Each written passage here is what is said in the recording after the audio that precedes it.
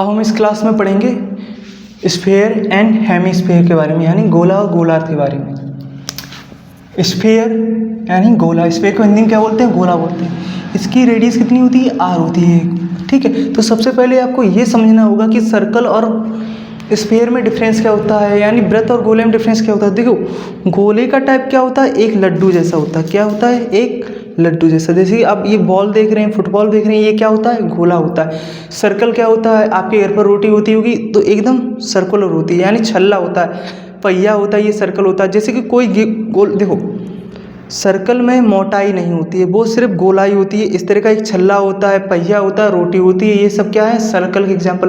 But जब गोला होता है एक लड्डू के टाइप का, इस तरह फुटबॉल के टाइप का इस तरह होता है। जबकि वहीं पर सर्कल क्या होता है? इसका आप ये साइड देख रहे हैं तो ये कैसी है? सर्कल है।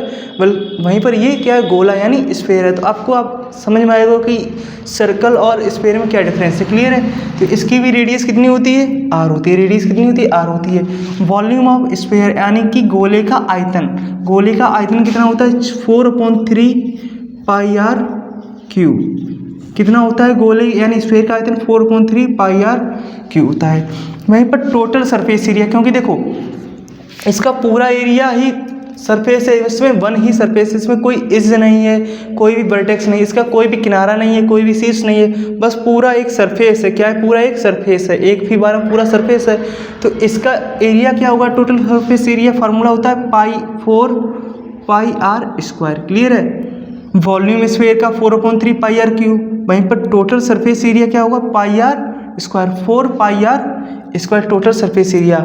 अब बारी आती है हेमिस्फीयर यानी गोलार्ध, यानी कि आधे गोले की, जैसे अगर एक स्फीयर उसको बीच से आधा आधा काट दिया गया तो क्या बनेगा? हेमिस्फीयर यानी गोलार्ध बनेगा। इसकी भी रेडियस आर होगी। ठीक है, तो एक हेमिस्फीयर का वॉल्यूम कितना, वो वॉल्यूम मतलब आयतन कितना होगा? तो ये होगा इसका हाफ 2/3 पाई आर क्यूब। तो एक गोलार्ध यानी हेमिस्फीयर का वॉल्यूम कितना होता है? 2/3 पाई आर क्यूब होता है। वहीं पर आती है बात कर्व सरफेस एरिया, यानी कर्व सरफेस एरिया, इसकी गोलाई की बात आती है। जो कर्व एरिया होता है ना, कर्व फेस है, इसका सरफेस है, तो उसका एरिया का फार्मूला क्या होता है? 2 पाई आर स्क्वायर। क्या होता है? 2 पाई आर स्क्वायर इसका कर्व सरफेस एरिया गोलार्ध का। वहीं पर इसका टोटल सरफेस एरिया क्या होगा? जब इसके कर्व सरफेस के एरिया में इसके बेस का एरिया, बेस पर एक सर्कल बनता है ना, जब गोले को काटेंगे तो बेस पर क्या बनेगा? एक सर्कल बनेगा।